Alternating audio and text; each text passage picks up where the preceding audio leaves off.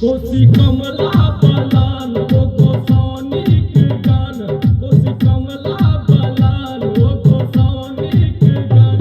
जटाधर छात्र शंकर भगवानिया, सबसे सुंदर अपन मिथिला धाम या, सबसे सुंदर अपन मिथिला धाम या, सबसे सुंदर अपन मिथिला धाम धाम धाम, सबसे सुंदर अपन मिथिला धाम या।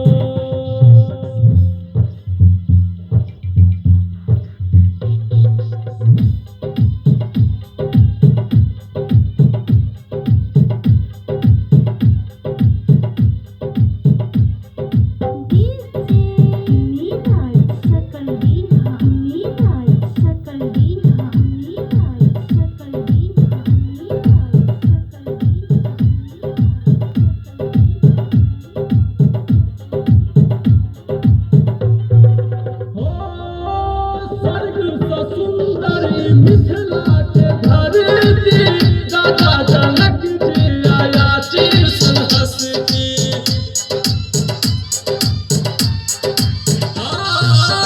स्वर्ग से सुंदर मिथिला के धरती, राजा जनक जी आया शीर्षन हंसती। विद्यापति सन विद्वान कन्हैया करैया बखान, कादा पीजा दादा भंगिया गुण गानिया, सबसे सुंदर अपन मिथिला धाम या, सबसे सुंदर अपन मिथिला